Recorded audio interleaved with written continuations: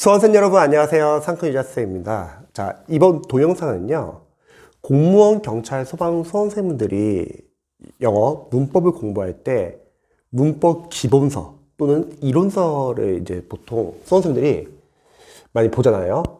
근데 문법 이론서나 기본서를 볼 때 양이 상당히 많기 때문에 공부를 하면서 내가 문법 문제를 맞추기 위해서 이렇게 두꺼운 교재를 공부할 필요가 있나? 그냥 핵심 포인트만 나온 그냥 얇은 요약지 같은 거 보면 안 되나? 이렇게 고민하시는 분들 많이 계실 거예요. 근데 제가 영어 강사로서는 저는 문법 기본서는 상당히 중요하다고 생각합니다. 그래서 문법 기본서가 왜 중요한지, 그리고 어떻게 활용해야 되는지 제가 좀 간단히 좀 조언을 드려볼게요. 우선은 문법 기본서, 이론서에 많은 문법 내용들 있잖아요. 가만히 생각해보죠. 문법 기본서에 있는 목차는 과연 무엇을 기준으로 만든 걸까요? 각 파트별로 단원이 상당히 세세하잖아요. 바로 기출입니다. 시험에 나왔던 기출을 바탕으로 이제 목차가 보통 구성되어 있죠. 그러면 우리 수험생들이 문법 이론서, 기본서 양이 많은 것에서 공부를 할 때 문법 문제 뭐 많아야 3문제에서 4문제밖에 안 나오는데 그 맞추기 위해서 이렇게 두꺼운 교재를 꼭 볼 필요가 있나 이렇게 좀 부담감이 생길 수가 있어요. 근데 저는 봐야 된다고 생각을 합니다.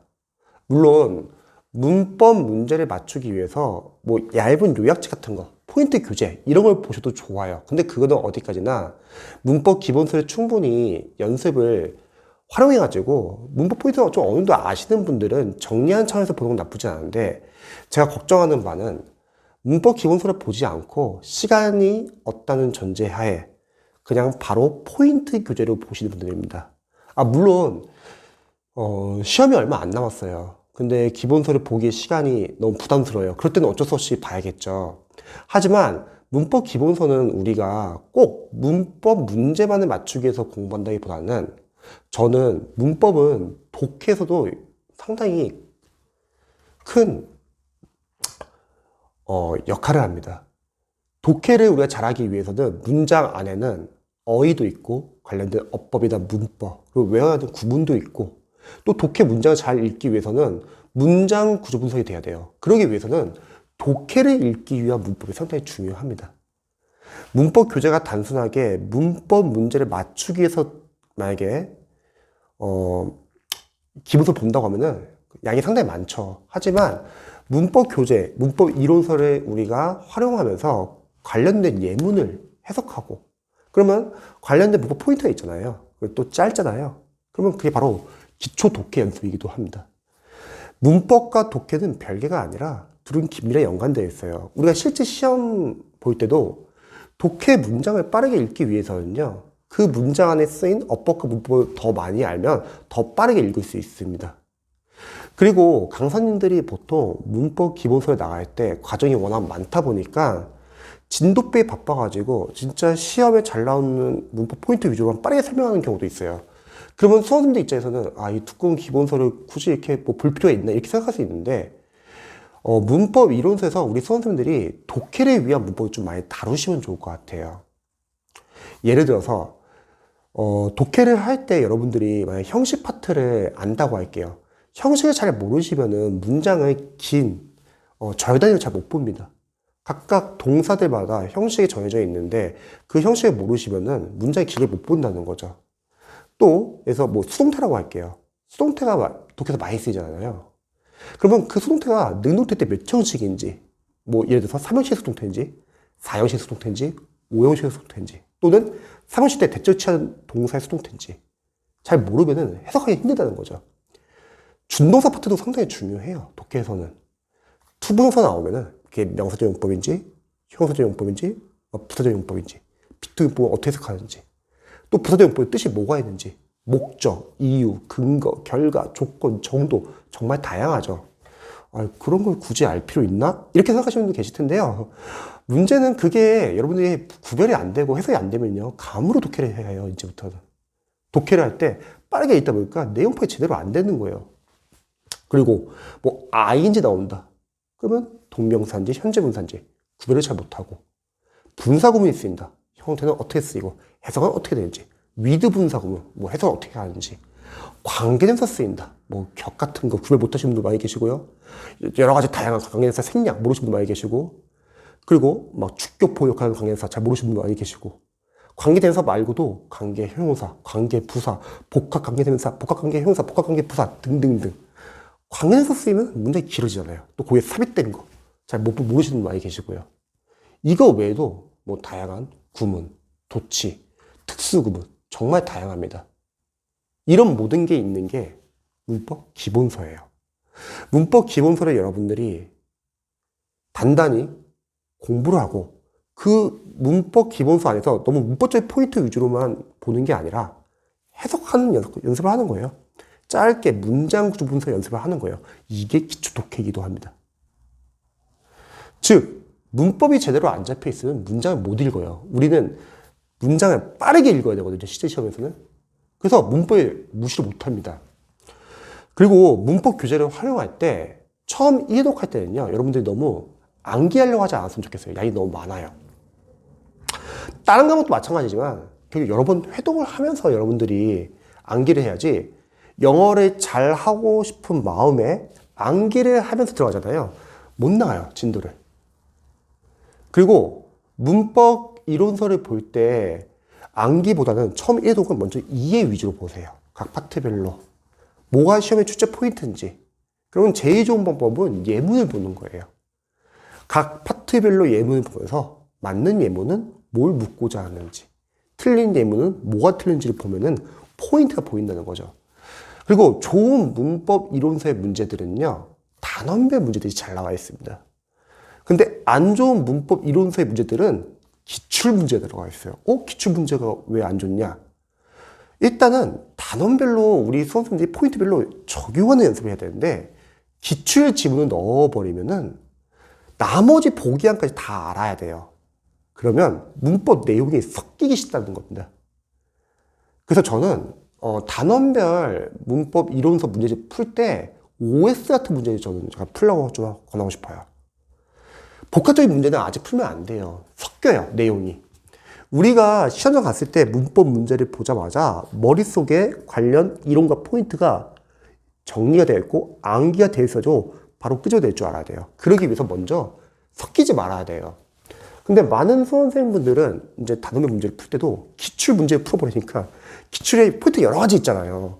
뒤에 나오는 문법 포인트까지 알아야 되는 거예요. 그러면 섞입니다. 또는 단원별 문제 또 안 푸시는 분들 많이 계세요. 상담을 해보면은 해당 파트의 문제니까 답이 뻔히 보인다는 거죠. 그걸 우리 수험생들은 본인이 안다고 생각하는 거예요. 그게 아니죠. 그 단원별로 문제를 모아놨기 때문에 보이는 거지, 그 단원별 포인트가 제대로 이해, 암기, 적용 연습이 된 건 아니죠.